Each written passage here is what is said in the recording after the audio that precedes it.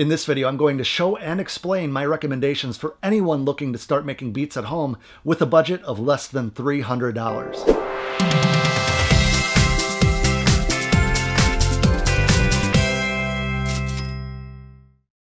Hey guys, Adam Ivy. So I've been producing music for around 9 years now, and in those 9 years, I've been asked the same question at least 100 times. Now the wording might change from person to person, be a little bit different, but it really boils down to a straightforward question. What do I need to start making beats? It's funny because I can remember asking the exact same question back in October of 2006.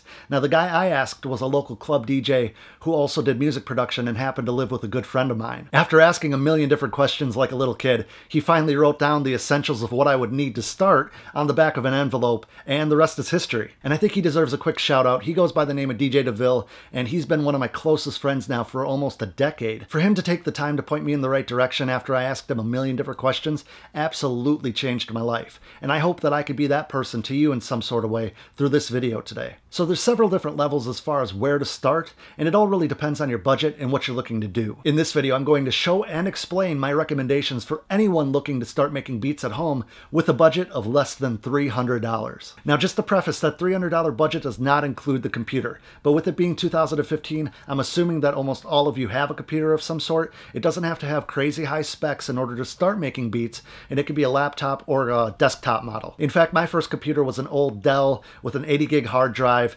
256K of RAM, so I promise you, whatever you're starting with today is better than what I started with. So here's a list of things you're going to need to start making beats. You'll need a computer, beat making software, a MIDI keyboard, an audio interface, and studio headphones. So to start, you're going to need somewhere to set up shop. This can be a desk that you already have, a kitchen table, wherever you want really that you have a little extra space. I had an old IKEA table in my garage that I'll be using for the setup. You could pick up one of these for around $30 new at IKEA. Naturally, you'll need somewhere to sit. This folding chair cost me $8. If you're a baller, you can use an actual desk chair, but I wanted to show how cheaply this could be done. For demonstration purposes in this video, I'll be using my MacBook Pro. It's a 2011 model running OS X Maverick and has 4 GB of RAM. Next, you're going to need some sort of beat-making software. Now, if you do happen to have an Apple computer such as a MacBook Pro, iMac, Mac Mini, Mac Pro, whatever, it's going to come with Garageband. Now, Garageband is extremely powerful and it comes preloaded so you don't have to make any additional purchases. Now, if you're on a Windows computer, you could buy a basic version of FL Studio, which happens to be a very powerful beat-making program and very easy to use, especially for beginners. You could buy that for $99.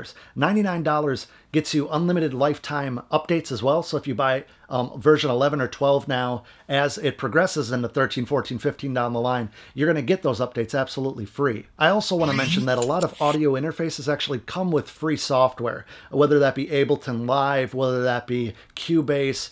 There's a bunch of different ones out there, and sometimes with the audio interfaces, a lot of times actually, they'll give you a light version or a limited version, but you could still start making beats in those. So if you have an audio interface that comes with that, I'd highly recommend you dabble in that to see if you could start making beats, and then maybe as you progress you could buy the full version or the updated version or whatnot. Now there's a lot of different programs you could buy out there such as Pro Tools, Logic Pro, Reason, just to name a few, that are going to be a little bit more expensive, but you're kind of getting what you pay for. Even FL Studio has a few different tiers. There's the basic, then there's the producer version, and they have more capability. They have more features and options. They might come with more plugins right out of the box, but you're going to kind of work your way into that.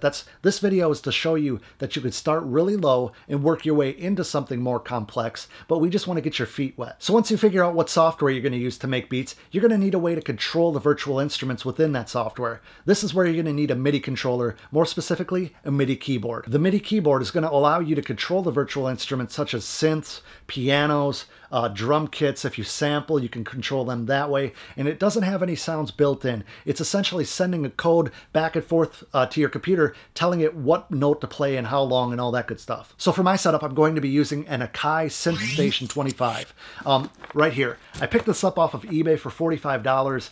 Retail price brand new I think was $200 or $300, but this was made to be used with an iPhone 4 or an iPad, I think, so it's kind of old, but brand new for $45. It has a pitch and mod wheel. It has different octave selects. It has different assignable controls, and there's nothing wrong with this. $45 plus I had to pay $2 for a USB, I think a MIDI a mini USB to USB to plug this into my computer, but it works just fine. And for $45, I can put this in my backpack and I'm good to go. And I just want to take a second to say that there's nothing wrong with buying a piece of used equipment, especially like a MIDI controller, as long as it was taken care of. There is a ton of new gear that comes out every year, and sometimes guys just get shiny object syndrome.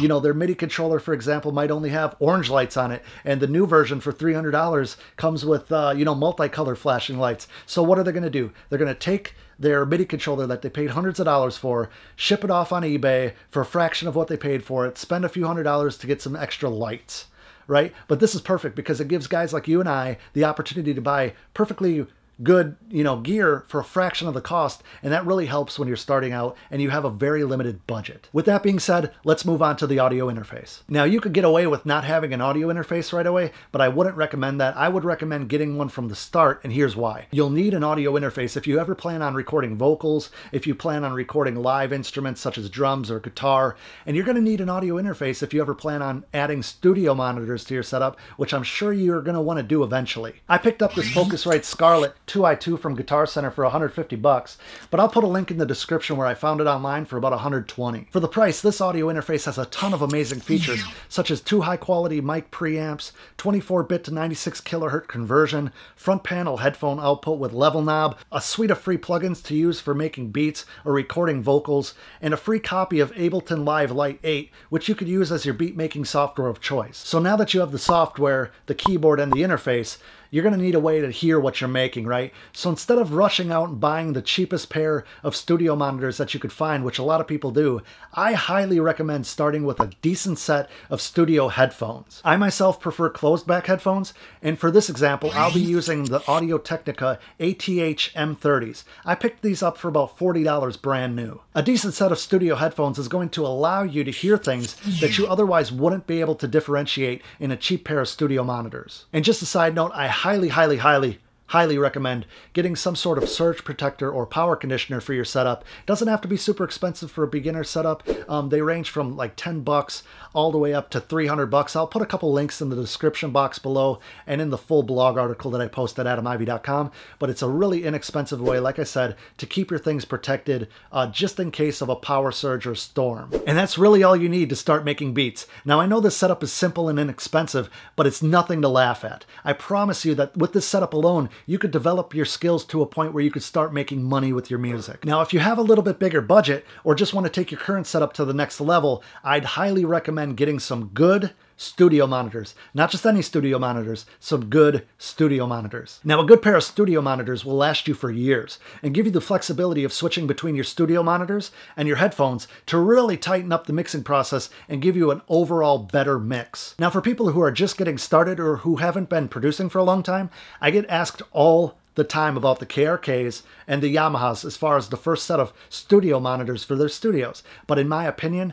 the best set of studio monitors that you could buy for your first set especially are the Tannoy Reveal 502s. So as you guys could probably imagine, over the last 9 years, I have spent a significant amount of time in professional recording studios and home studios. And in that time, I have never come across another 5-inch monitor that sounds this good at this price. The Tannoy Reveal 502s are such a great studio monitor that in my opinion, they definitely compete with other brands that are charging 2 or 3 times the price for their studio monitors. And I like them so much. You're going to think I'm crazy. I liked them so much that I actually got a pair just for this video. Now, besides the fact that they sound amazing, I think they look amazing. These things have like a really nice form factor. They're like this matte black, kind of like a sexy sports car. I know that that sounds kind of cheesy, but if I was starting over again today, if I was starting my studio over and I haven't already spent the money on what I have, I would definitely get the Tannoy Reveal 502s. And just to put it out there, I'm not being paid by any of these manufacturers to promote their goods, promote their products. This is a complete, honest opinion type thing. I want you guys to get the most bang for your buck. And like I said, if I were to start over again, completely fresh, these would be the things that I would buy for my starter setup. Like I said, this setup is extremely simple, yet incredibly powerful. With a setup like this, you could evolve into a beat-making machine and someday be doing what you love to do for a living. And that's a dream that I think we can all share. We turn that dream into reality by taking action. You have to start somewhere in order to turn that dream into a reality. And guess what? this setup is a great place to start. So I hope that this has answered some of your questions and gets you pointed in the right direction. For more information on anything that I've talked about in this video, I know I've been talking very fast. I apologize, but I didn't want this video to be an hour long, and a lot of you guys don't have the attention span to watch an hour-long video on it. Anyway, click on the link below. I'll add links to these specific products that I've talked about. I'll hunt down the best prices that I could find just to kind of take the guesswork out of it for you guys, as well as I'll lay out everything in text, what I touched upon in this video, just so you guys can go back and refer to that. Like I said, link in the description box below. I appreciate you taking the time today to watch this video. If you haven't yet, please thumbs up the video, leave a comment in the comments below, and most importantly to me, subscribe to the channel. So until next time, I'll see you at adamivy.com.